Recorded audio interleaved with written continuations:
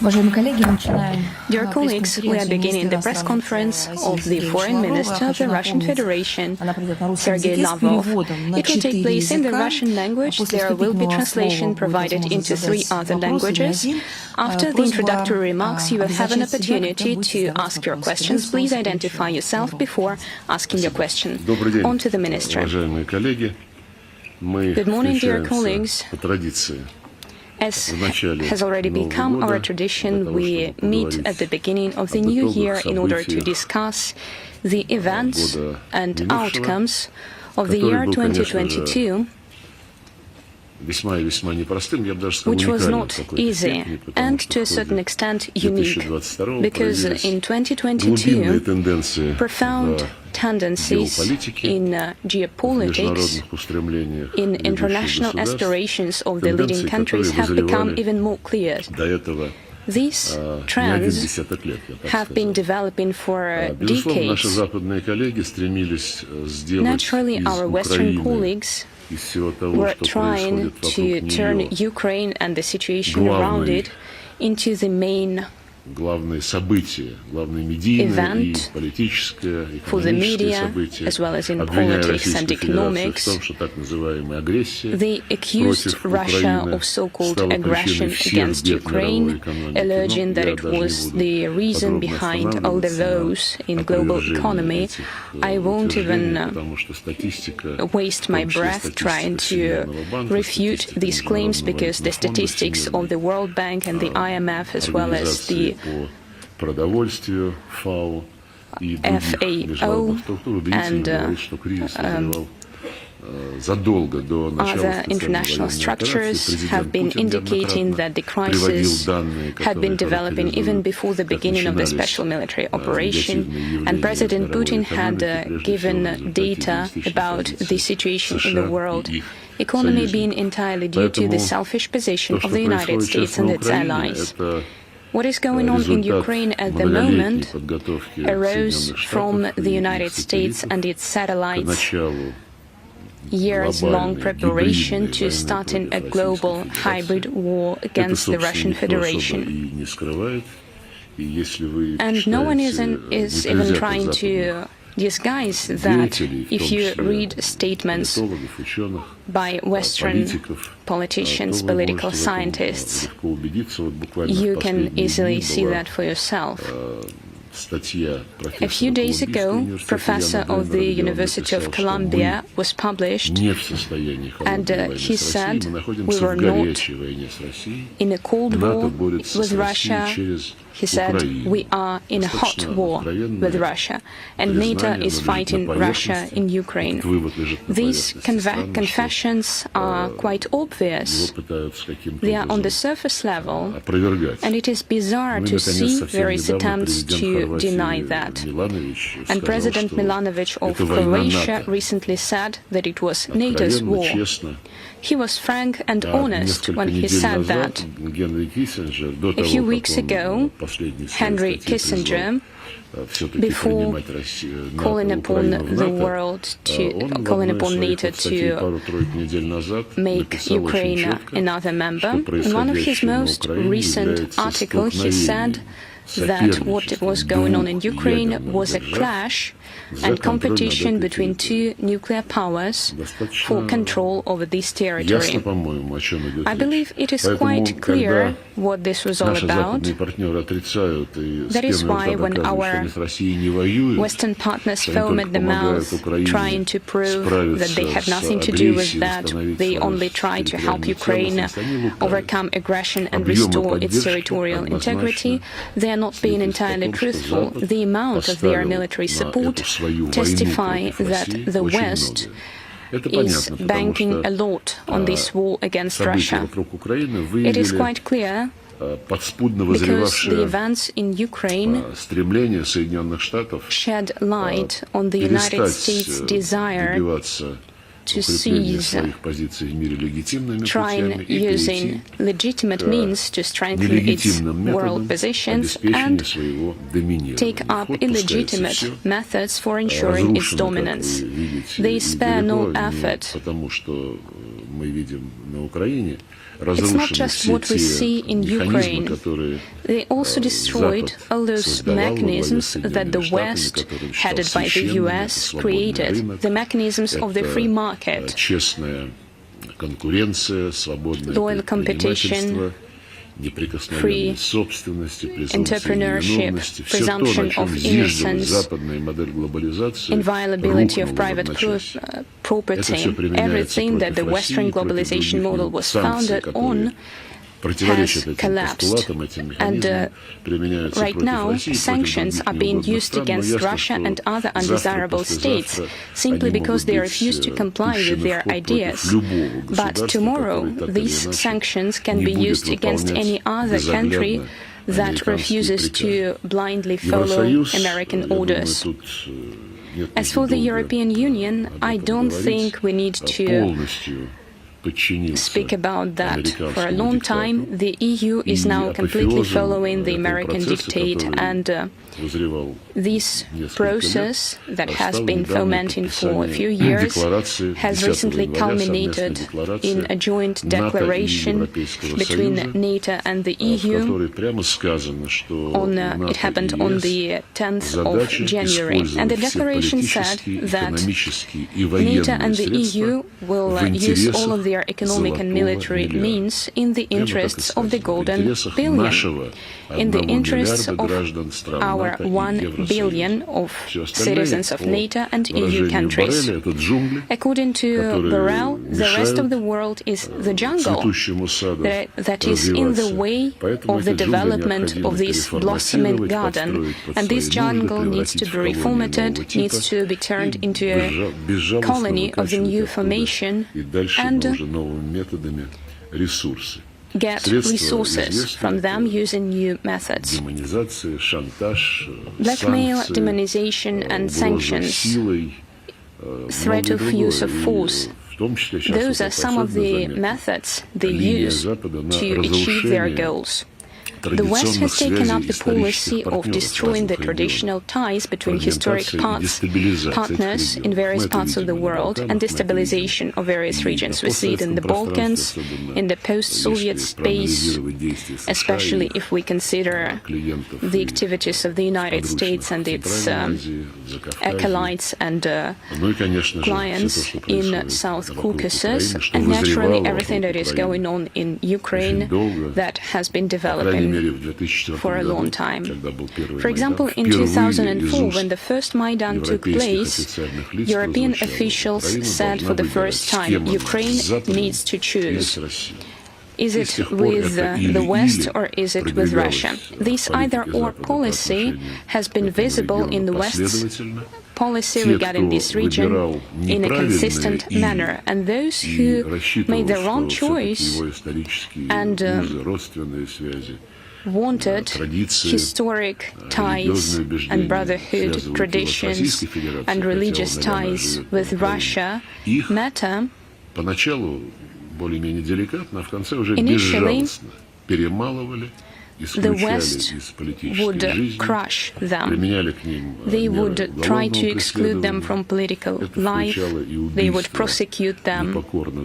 They would assassinate journalists and politicians. They would shut down media outlets if they refused to spread the official position. The police state used all means available, and right now the process is over with the silent approval of the West. And the alternative choice, either or, West or Russia, were needed to identify those who were against the West, who were not with the West. And the West started punishing these people. And let's get back to the declaration. It's an interesting paper indeed. And the EU and NATO were proclaimed to be an alliance of democracies against autocracies amid global competition. This confrontational agenda was proclaimed for the entire world to hear. And just like I have already pointed out, Europe has lost its independence. And the joint declaration explicitly states that Europeans are subjugated to NATO, essentially containing an obligation to serve American interests in geopolitical containment of Russia and China. They also proclaimed the goal that was well known to everyone, but now they put it on paper, achieving global superiority of NATO headed by the United States. NATO does not restrict itself to simply organizing Europe. During the Madrid summit that took place in June 2022, they proclaimed global responsibility of this military bloc, especially when it comes to the Asia-Pacific region, that NATO chooses to call the Indo-Pacific. Here the attempt is clear. They are trying to involve India in this process in order to further complicate their relations with China. Moreover, they also proclaimed indivisibility of security in the Euro-Atlantic and the Indo-Pacific. A play upon words. Previously, in the OSCE and the Russia-NATO Council, starting from 1990s, we would speak about indivisibility of security, which meant equal security for each state, and the obligation not to strengthen your security at the expense of the security of others.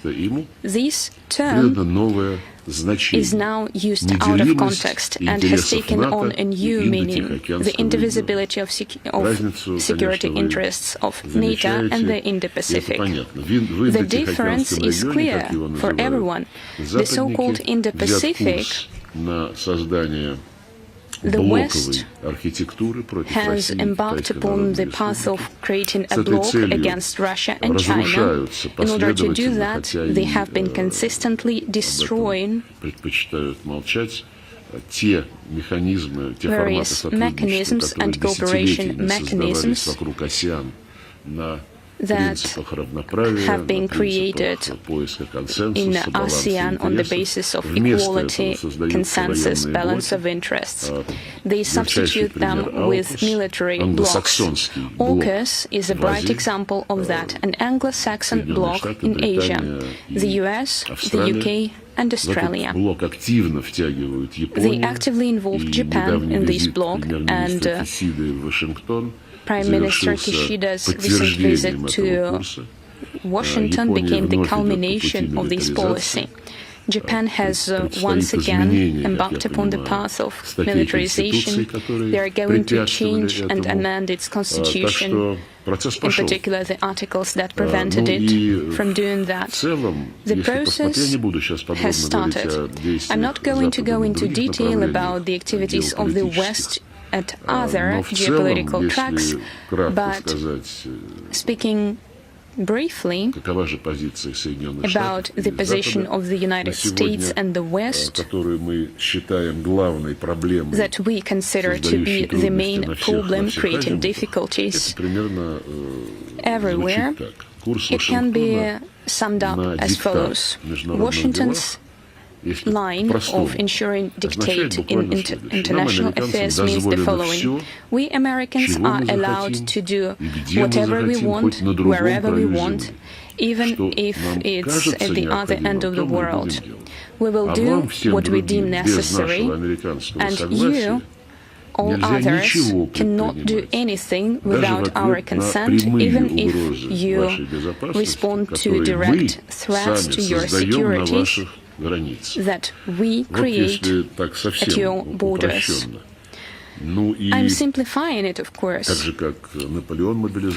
Just like Napoleon mobilized the entirety of Europe against the Russian Empire, just like Hitler mobilized most European countries and made them fight against the Soviet Union, the US has now shaped a coalition, including virtually all European countries, both NATO member states, and others, including EU member states. And now they are waging a war by proxy against Russia, using Ukraine as a proxy, in order to solve the Russian matter, just like Hitler wanted to find a final solution to the Jewish problem. They are doing the same right now. If we read statements by politicians, not only from Baltic states, but also some more moderate ones, they say that Russia needs to be defeated on the strategical level.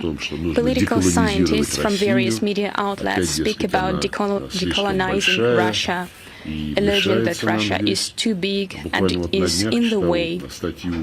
A few days ago, I read an article published in The Telegraph calling upon the world to liberate Abkhazia, South Ossetia, Transnistria, leaving Karelia, Königsberg, and Kurils up to negotiations. Of course, it's a tabloid. And sometimes we are forced to read such tabloids because they make headlines from time to time. But no one in the West, and such remarks are very numerous, including in our non-systemic opposition. No one among Western politicians refutes such claims. President Macron, in addition to his project of European political community, which has been directly proclaimed to be the format where all Europeans, except for Ukrainians and Belarusians, will be invited to. Now I've heard a new idea that he pitched to call a European state conference. An invitation will be received by the EU, Eastern Partnership participants, that is Georgia, Armenia, and Azerbaijan, as well as Moldova, Ukraine, and Belarus. I doubt that they will invite Belarus. Still, it was said it would be the EU, Eastern Partnership countries, plus, and I'd like to point it out here, immigrants from the Russian Federation, which are actively engaged in politics abroad. Also, it was said not in the presentation by President Macron, but in the comments that followed later, that this event, the Conference of the European States, could also invite separate regions of the Russian Federation, which intend to maintain their ties with Europe. I think it's clear what we're talking about. The situation is far from black and white as it is painted by our Western colleagues. It reflects the general line towards global dominance, an absolute submission of everyone, with a threat of punishment, as you can see. None of the Western politicians is talking about nothing but sanctions. Right now in Davos, Ursula von der Leyen, yet again, was threatening us and Belarus with new sanctions. We know how to introduce more sanctions, how to suffocate Russian economy, for it to be brought back into recession for decades. That's what we're talking about. Well, there is a saying that the masks are off, and for the longest time, when there were discussions at the UN Security Council about sanctions about a country which would probably violate their international obligations. And at that point, every time the Western countries who initiated these sanctional measures, they were saying that the sanctions are not for punishing the nation, the population of the state. These are sanctions against the regimes. So where are these assurances now? The sanctions against Russia are openly declared to be aimed at the people conducting a revolution against the current leaders of Russia. No holds barred, no one is observing any politeness rules here anymore. Well, this frenzied attempt and this response, by hook or by crook, using barred holds to ensure the domination of the U.S. and the rest of the world, the rest of the West that Washington has completely steamrolled over. This frenzy shows that historically they're acting on the wrong side of history. And in essence are trying to stop the formation of the multipolar world. And that is not happening by decisions from cabinets in Potomac or on the Potomac River or... Well, this is happening just naturally because countries are developing economically. Take China, take India, our strategic partners. Look at Turkey, Brazil, Argentina, Egypt, many other countries that have great potential. For example, in Africa, they have tremendous reserves of raw materials. There are new centers of economic growth being formed, and the West is trying to hinder that, using the mechanisms that were created to serve their interests through the globalization that was created by them. And here, the role of the dollar as a reserve currency is one of the main roles to play. Therefore, now, in our context with the SCO and within BRICS and other associations, CIS, naturally, Eurasian Economic Union as well as in with cooperation with associations with Asia, Africa, and Latin America, they're trying to build new forms of interaction so as not to depend on the West. And now it's clear, neocolonial methods. President Putin has spoken about that very clearly. These methods are being used to plunder the rest of the world. Now, in new conditions, we, together with our reliable partners, with friendly countries, will build such interaction that would benefit us and will be exempt from the influence from those who would like to subjugate the rest of the world. These are my evaluations of the past year. The main thing is that the processes that this year saw, they were incepted many years ago. It wasn't yesterday. And these processes will continue to unravel because the shaping of the multipolar world, its finalization of the relations that are required for democracy in the world and justice to reign in the world, for the UN Charter to be observed about respect for sovereign equality of all states. That would take time. The UN Charter is a great foundation. When it was adopted, it was indeed a revolutionary document. Unfortunately, all those right principles were distorted by the West. The West did not respect the sovereign equality principle. They did not respect non-interference in domestic affairs principle, peaceful settling of disputes, and so on.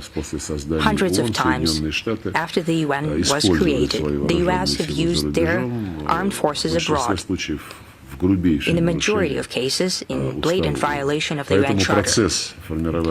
Therefore, the process of multipolar world taking shape will take time. That will be a whole historical era.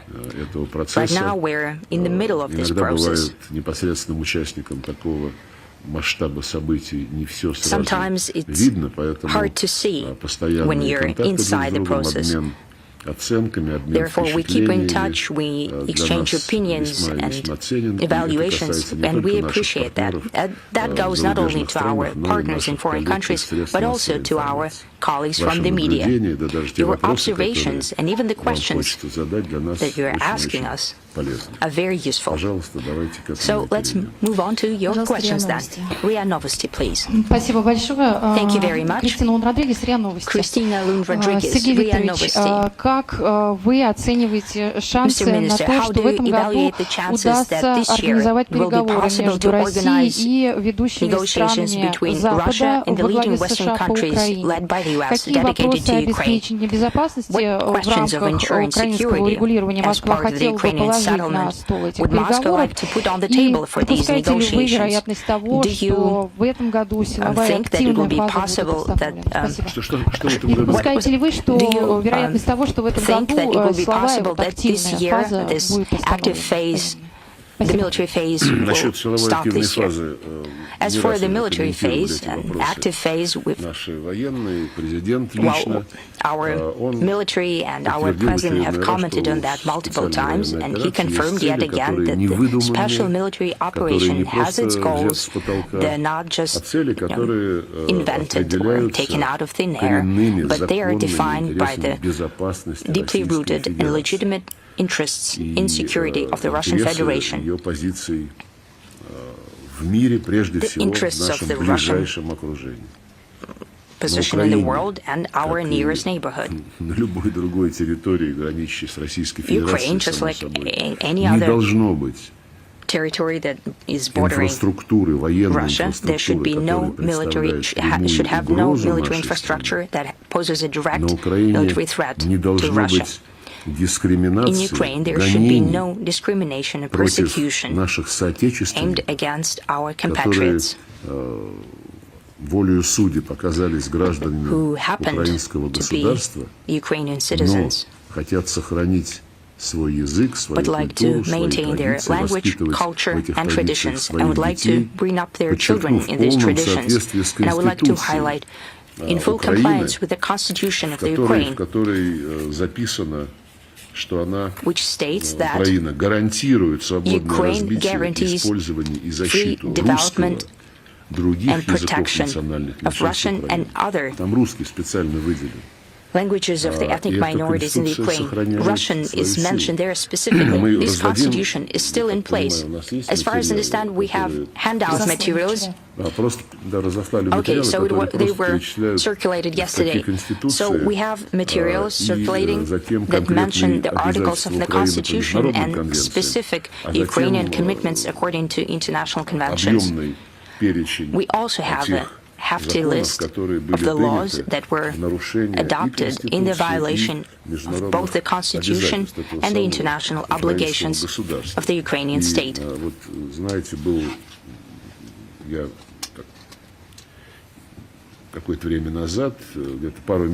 Some time ago, about several months ago, I was surprised to read an interview by President Zelensky.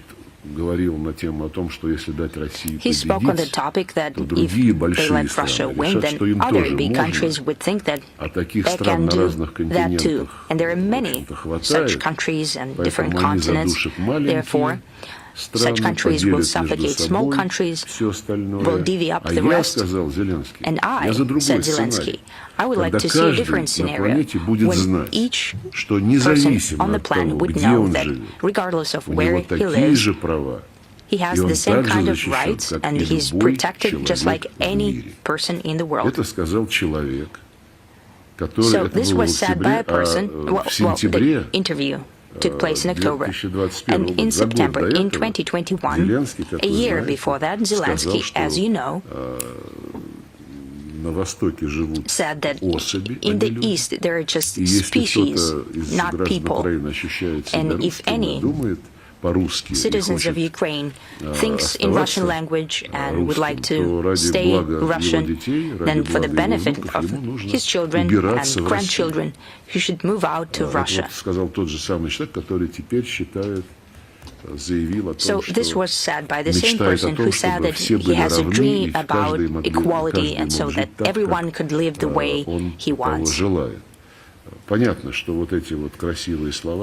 clear that these beautiful words are said for the benefit of the West, but that gives us a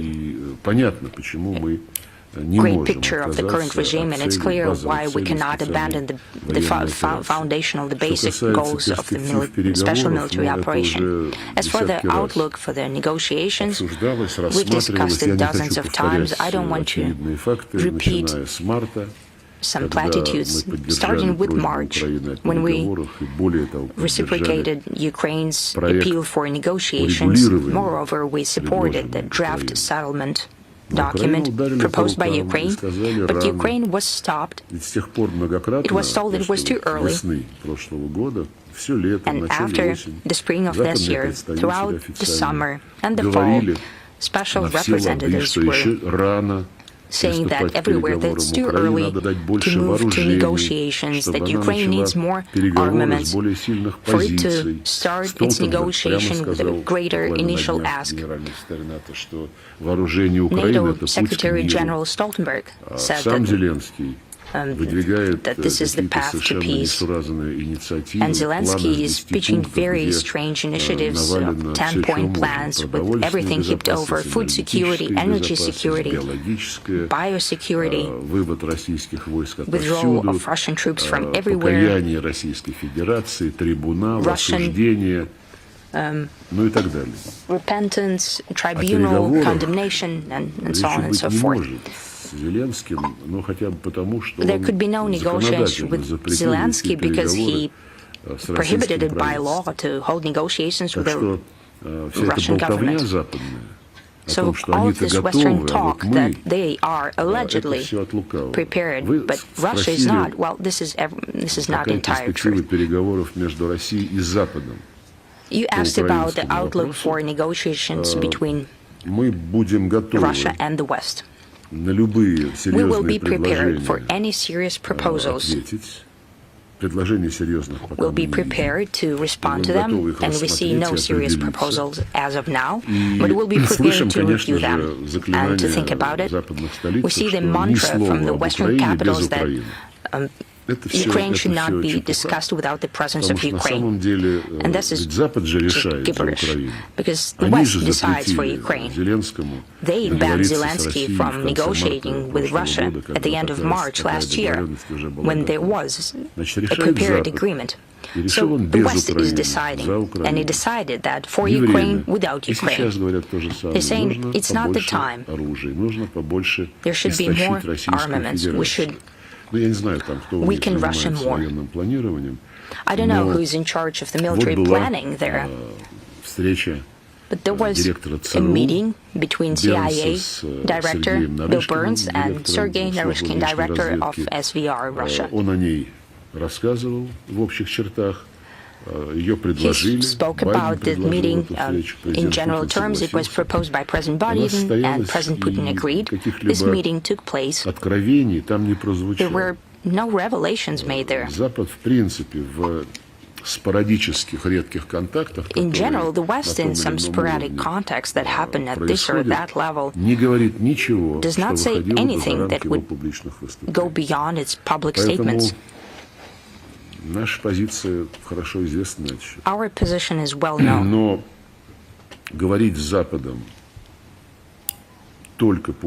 But talking to the West about Ukraine only makes no sense, really. The West is using Ukraine to dismantle the security system that used to exist in Euro-Atlantic region for many years. It was underpinned by the principle of consensus, indivisibility of security, solving all issues through dialogue and cooperation. And the embodiment of these principles were the OSCE, Right now, the West is trying to bury it as soon as possible, just as it has buried the Council of Europe. Organizations that were created for dialogue and for finding consensus, for finding compromise, by definition, are now being used to promote the very line towards total domination of the U.S. with the rest of the West under them. So saying to us that, okay, let's do something about Ukraine, but the rest will be ours. Well, no, that would not go. We would have to have a frank conversation. And I don't think that at this stage we need to show any initiative in those dimensions that the West has closed down. They closed down cooperation in the Council of Europe that everyone was so proud of. Besides, the Council of Europe has several dozen conventions that do not require a country to be a member of the Council of Europe, but allow you to take part in those, to be party to that convention. And here, the West decided to discriminate against Russia once again and prevent our representatives from taking part in the bodies of those conventions which are open for non-members. In this situation, our representatives have no chance of taking part in review events, and in these conditions, we are impossible to act in. Therefore, we have exited out of the criminal law convention on corruption. That doesn't mean that we don't want to fight corruption, but that means that we don't want to be disregarded by the West and admonished by the West in that format when we don't even have procedural rights. I can give you plenty of examples, but let's move on to make it a bit more lively. Other questions, please. Greece, please.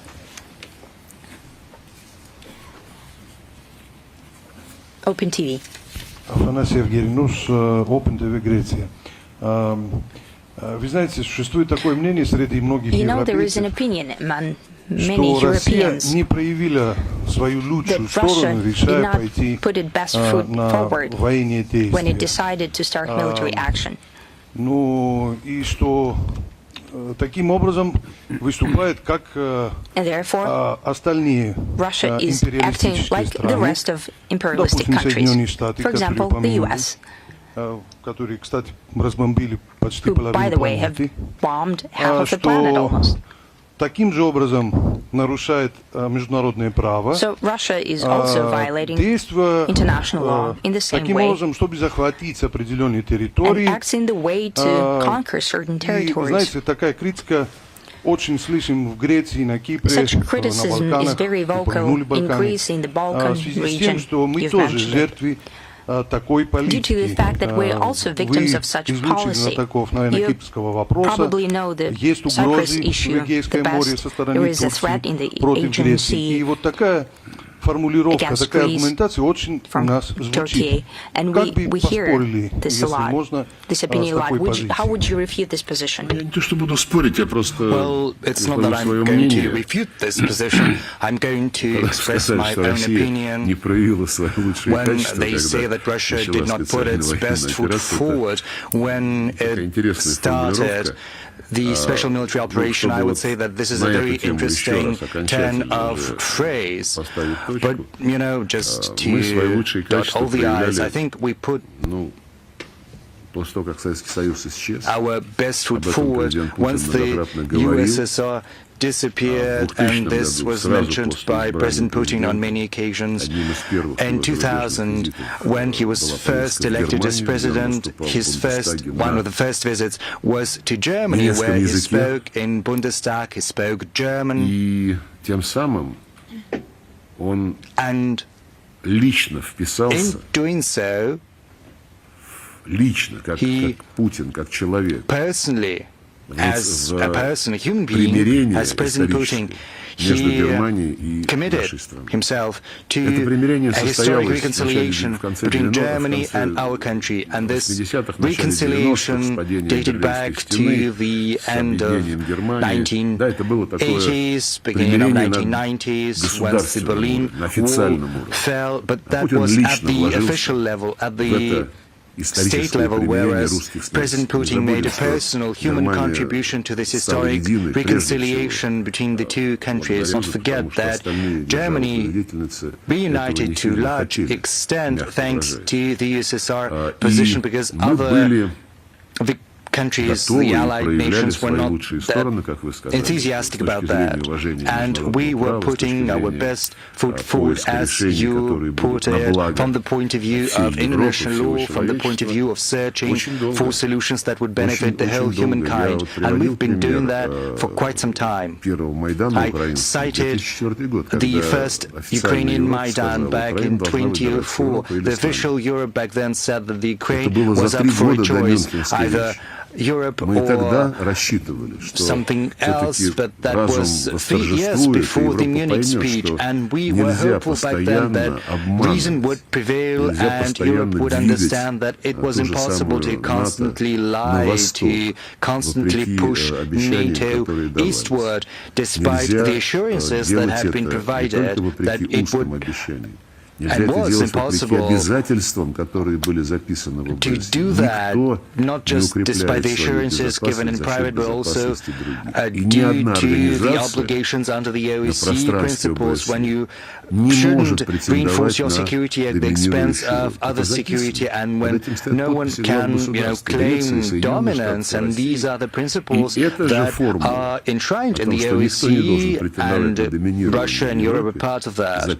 And the very same formula has been enshrined in the documents adopted at the NATO-Russia Council at the highest level. And if you think that reckless NATO push eastward, despite our official remonstrance, is the implementation of this very obligation, when I think it's not going to be possible for us to reach common understanding. But I think you understand full well what I'm talking about.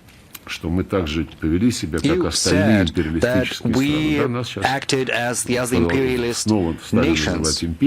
Right now, we are often, once again, dubbed an empire, but it's up to the experts, to professionals, to speculate on that. We're a nation, a country, which is home to many nationalities and ethnic groups. We have 150 or so languages. All the world religions are represented among our population. We have respect for national traditions of each and every ethnic group. And as a multi-ethnic, multi-religious country, we have been developing, following this pattern for centuries. And unlike Western colonial practices, we have never suppressed nations that were part of the Russian Empire.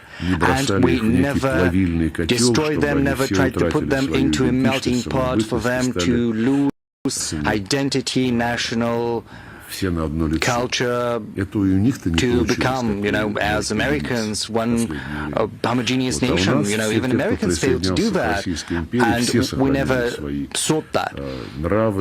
We managed to preserve our national traditions, national identity, specificities, our national languages. As far as the conquest of territories is concerned, as far as what you said, that we have the same very instincts as Western empires, I would say the following. As I mentioned, the U.S., after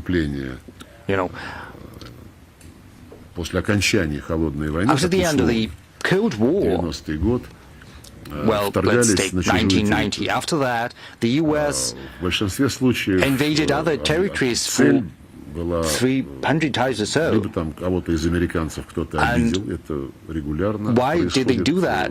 Either because someone offended the Americans. This happens regularly in Central America or in the Caribbean. Or they sought to eliminate threats to peace and security. To cite an example, Saddam Hussein, who allegedly was in possession of WMDs, which turned out to be a fabrication, or Libya, when they wanted to eliminate Gaddafi, who was not a democrat but a dictator. So they destroyed prosperous countries who were not that bad from the point of view of the economic development. Let's take Yugoslavia. They simply decided to dismantle the Balkans, in particular to please Germany. They did not wait for a coordinated line by the EU. They simply recognized Slovenia and Croatia, which made it impossible to rebuild any kind of confederation and the Balkans. Serbia was against that. It was against the idea of the Balkans submitting to the West. So what did they do?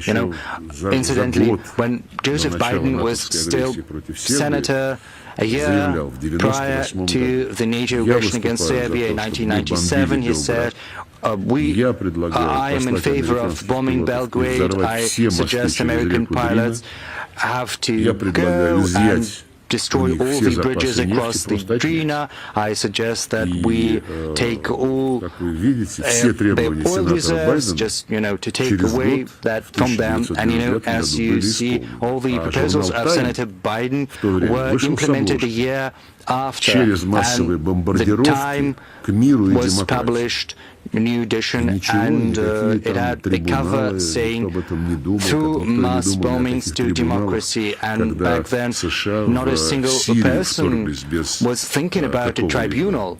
Or when the US invaded Syria without any legitimate cause, starting to raise cities to the ground, cities were destroyed, eliminated. Raqqa was razed to the ground, bodies were piled up, and they stayed in the streets for months. Yes, there was some reports by Médecins Sans Frontières, by others, but never was a tribunal proposed. But when the International Court itself decided to look into potential military crimes that might have been committed by the American military in Afghanistan, the US said that we're going to slap sanctions on you, we'll take away your money, and this high institution of international justice decided to keep mum. Yes, you can draw a comparison, that's true, but as I said, we have been protecting our own security, because Ukraine was being turned into a bridgehead to undermine our interests in the Sea of Azov. There were plans to build military naval bases, Anglo-Saxon bases in particular, and these are serious threats. Secondly, the humiliation of Russians that allegedly have to have their rights protected under the Ukrainian constitution. And this humiliation was inadmissible because they associate the protection with us, the protection of their legitimate interests. When in 2014 a West-inspired coup d'etat happened, they didn't even make an effort to build a national dialogue. The West sided with the regime that declared anti-Russian goals, that declared its commitment to the principles and practices of Nazism when they bombed Odessa, when they bombed Luhansk, and no one is investigating these crimes. And There are no suggestions to set up tribunals for that. Lastly, a war was started against those who disagreed with the coup d'etat, then the war was stopped, the Minsk agreements were signed, but as you know, Germany and France with Poroshenko, all the three signatories, except Putin, well, they signed it to better prepare Ukraine with weapons and equipment for the next phase. So do you think we didn't put our best foot forward in this particular case, because we were the only country that sought to make sure that the Minsk agreements were observed, whereas the others were not so enthusiastic and were simply following the advice from the US. And I think that, well, Greece and Cyprus are suffering because of that. I don't know what they are most suffering from. Because Greece and Cyprus and Russia have always been very close friends, and the transformations that have happened in the leadership of both countries have not gone unnoticed by us. As far as everything that I've just mentioned is concerned, I can say the following. For many years, they have been preparing these efforts, preparing forces to unleash a hybrid warfare against us.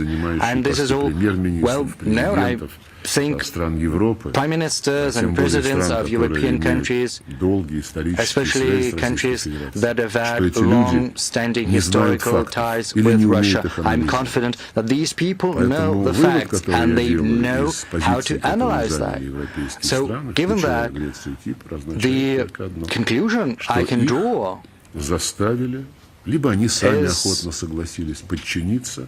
quite clear. Either they were made or they willingly submitted to the diktat by the US. Europe is following the US orders, and there is not going to be any talk of any strategic autonomy or independence in Europe. They will not be allowed to do that. When Defense Secretary Mr. Austin the US said that more American troops had to move to Europe. He was asked whether that would be on a permanent basis or on a rotation basis, and he said, we are going to decide that in Washington. So we are drawing the conclusions from what's happening. And of course, we have taken note of those who were so hasty to support the aggression against Russia. The war is going to be over sometime, and we'll defend our truth. But what comes next, I do not quite understand yet. It's all going to be dependent on the conclusions that Europe is going to draw. Georgia, please. Alt info. Вот, сейчас готовы. Слышно? Да? Слышно. Can you hear me? Yes. Добрый день, Сергей Викторович, телекомпания Alt Info, David Aklavidiani, Georgia, Господин министр, после начала СВО на Украине все мы наблюдаем, что реально это противостояние коллективного Запада с РФ и не только. В сложном положении оказались и малые страны региона, в том числе Грузия. Постоянные радикальные атаки со стороны политических и медийных групп, контролируемых американцами, стараются насадить аморальные и извращенные ценности западных норм поведения, что чуждо для нашей культуры и идентичности. Тем самым Запад пытается подорвать культурный суверенитет малых стран и обрести контроль над ними. И конечной целью этой циничной политики глобалистов является принесение в жертву этих маленьких стран в угоду своих политических интересов. Вот печальный пример, к сожалению, Украины. Такая же опасность стоит перед Грузией и другими странами региона. И вопрос, в этих условиях остро встает вопрос, есть ли у России четкая стратегия против деструктивной культурной экспансии Запада, и подразумевает ли это кооперацию со странами, которые могут быть естественными союзниками в защите консервативных ценностей? Спасибо большое. Thank you. This is a very broad question. We've just spoken about Ukraine. Yesterday there was a special session of the UN Security Council convened at our initiative. It was dedicated to the threats against international peace and security stemming from the Kiev regime's policies and human rights and the rights of national minorities, including religious minorities and religious rights of national minorities. Противодействие негативным тенденциям через сохранение традиционных ценностей. Negative trends through preserving cultural values. All of that is directly related to religion, in particular to the activities of the Orthodox Church, in particular the Russian Orthodox Church or the Georgian Orthodox Church. So, не инструмент российского влияния, а просто the church, which is not an instrument of Russian influence, it's simply a tool to preserve traditions and history, to pass it down generation in, generation out. And when we see that this tool is being destroyed or forbidden, when priests are detained and stripped of their citizenship, we can see that these are the tools the West is resorting to assert its values. And when this happens, we have to take reciprocal measures. In particular, when our journalists, our political scientists, experts who can speak the truth, addressing the Western audiences, and when they come under sanctions, we have to reciprocate as well, but this is not our choice.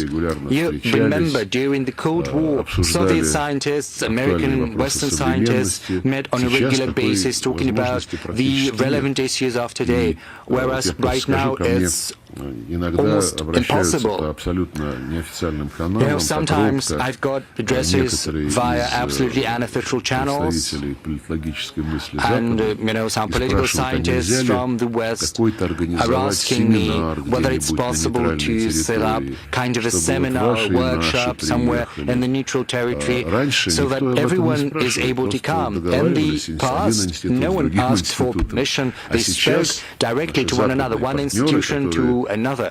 Whereas right now, our Western partners who used to participate in these exchanges are simply intimidated. They're scared. They're bullied. Поэтому я еще раз говорю, что я с огромным уважением отношусь к позиции I have enormous respect for the position of the Georgian Orthodox Church that is fighting for its values. And on the whole, we've no issue with the Georgian people.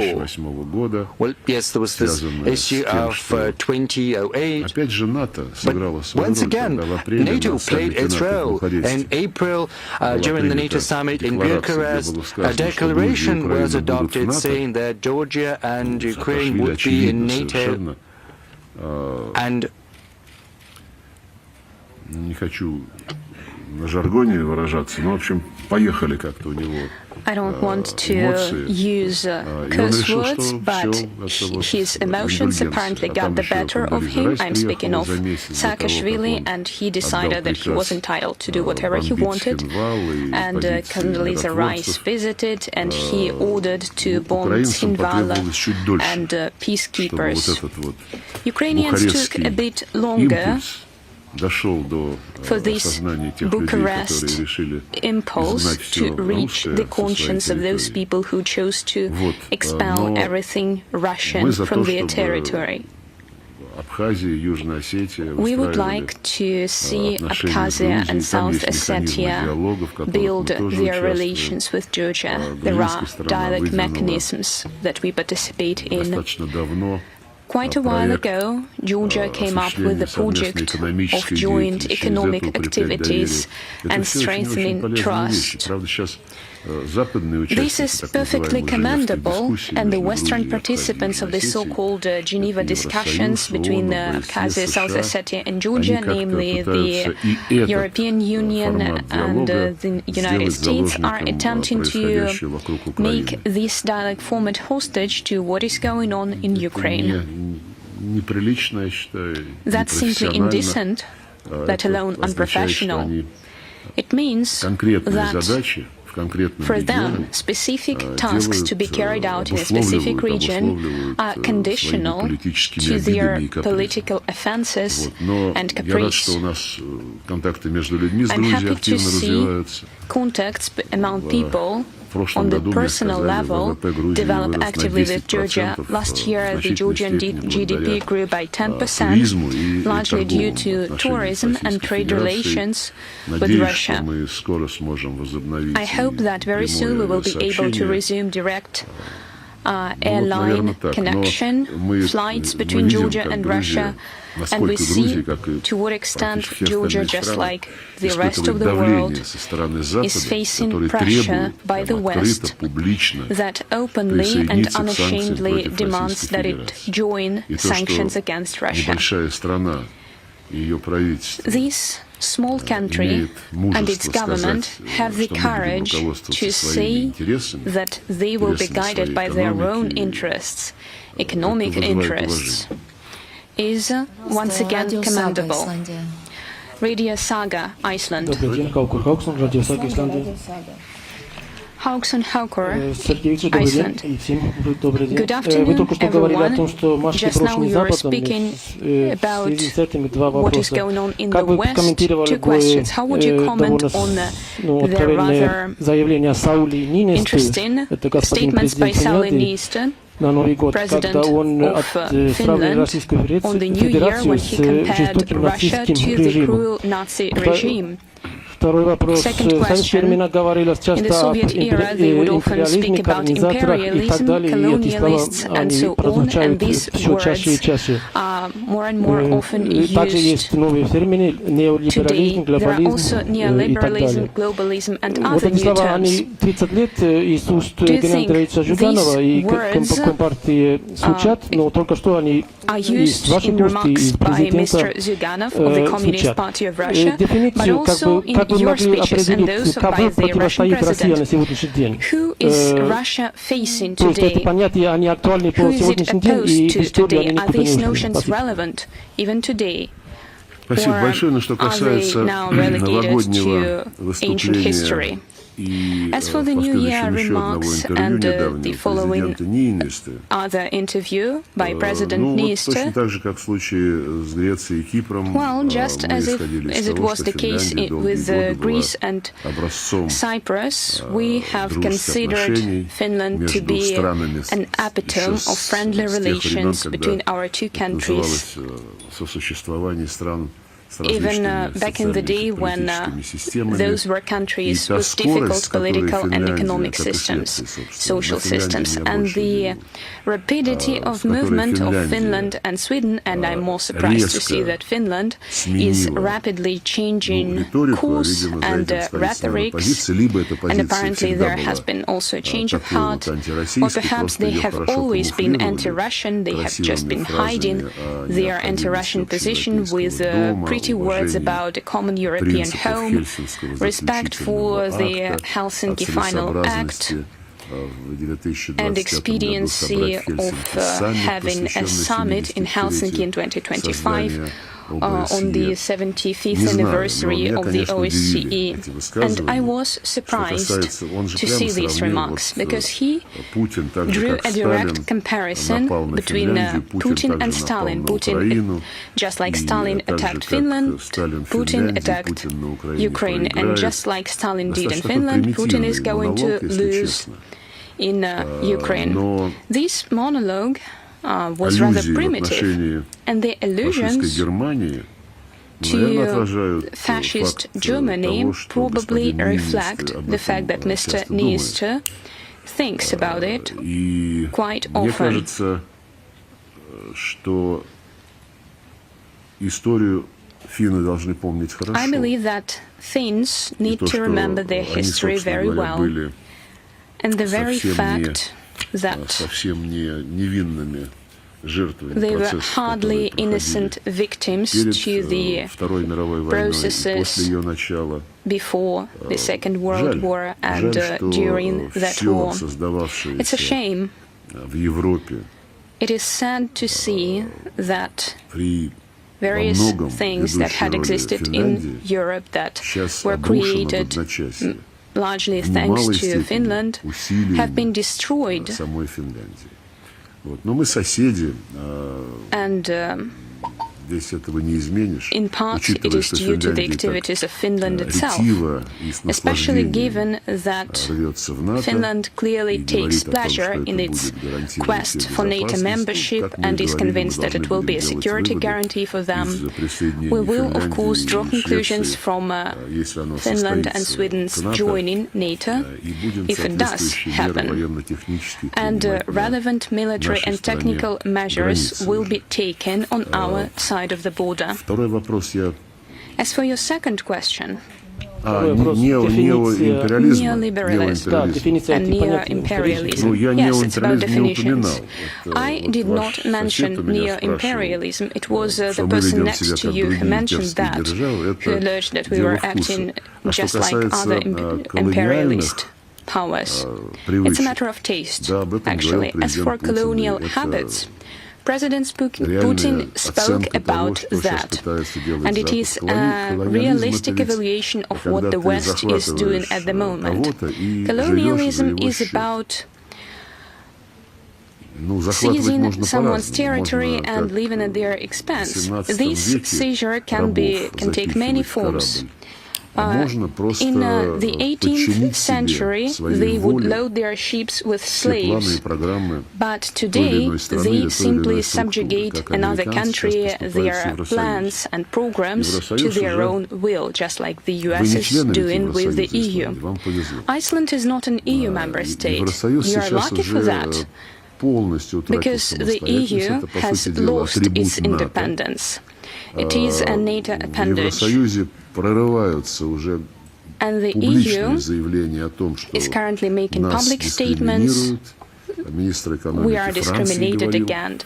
The French Minister of Economics said they needed to motivate Americans to be more mindful of their interests because European industry is paying 4 times more for natural gas than American industries. And the shift to liquefied natural gas, despite the volatility of prices in the long term, probably means that production in Europe is going to become much more costly.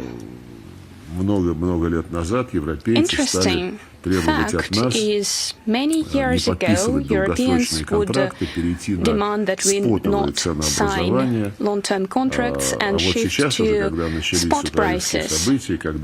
And now, when the Ukrainian situation started and they would look for new energy sources, they started negotiating with Qatar, and Qatar said, all right, but 15-year long-term contract is your minimum.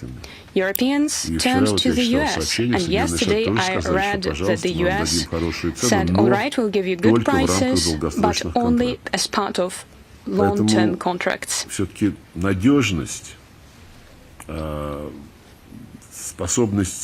Therefore, reliability and sustainable prospects are more important than trying to chase the ups and downs of stock exchanges. And European industries are moving to the United States. And Western political scientists say that one of the key goals of what is going on in the world right now, and including around Ukraine, is to decrease Europe's competitiveness and attractiveness as a competitor. this will also influence China and its other competitors at world markets. And naturally, colonialism shows in their relations with developing countries as well. Just look where American investment is going. It is very often tied to various political conditions or placement of American troops. I see very little difference here. And since we are at a press conference, I know that many scientists are already studying this new phenomenon, the new era colonialism. It is colonialism as it is. The goals and purposes remain the same, to subjugate someone else and use their resources to serve your interests. And here we have newbies, in the best sense of the word, all world news. Good afternoon, Olga Shetinina. Thank you for the opportunity to ask this question. Diplomacy has a wide variety of tools, including words. Mr. Lavrov, according to you, in 2022, in the world of diplomacy, what word was the most tragic ones, or the most hopeful one? Or perhaps could you say us the word that the world needs to hear today? Oh, that's a very philosophic question. We are more in the habit of thinking about certain phenomena, and describing what we do is probably your job.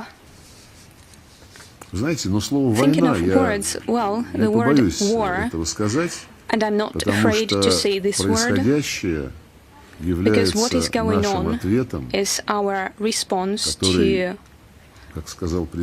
response that, as our president had said, needed to be given a bit earlier, but it is a response, and it's not too late. It is our response to the hybrid war that was unleashed against us.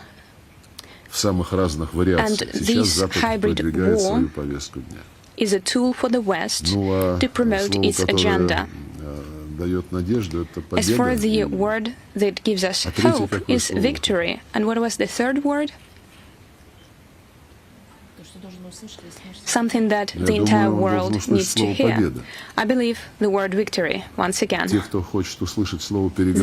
who want to hear the word negotiations, regrettably, they don't want these negotiations themselves, and they manipulate this term in order to protract this war against Russia. We have a lot of Arab-speaking media. Could we start with RT Arabic? Добрый день, меня зовут Касаб Мухаммад, RT Arabic. Kasab Muhammad, RT Arabic. Minister Lavrov, according to you, государство, внешняя политика РФ, what is the significance of Arab states in the foreign policy of Russia? Have you reconsidered your priorities regarding such states in 2022? Arabs are our long-term and true friends. We maintain regular contacts on a bilateral level with the Arab League, with the Gulf Cooperation Council. Just yesterday, I took part in another meeting with ambassadors of the Arab League countries. In May, I visited the Arab League headquarters in Cairo. I spoke before all members.